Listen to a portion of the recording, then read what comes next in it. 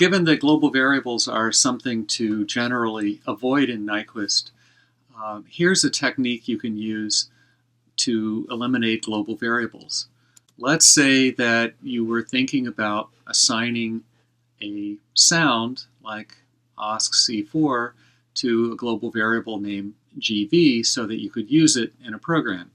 Okay, we know this is bad.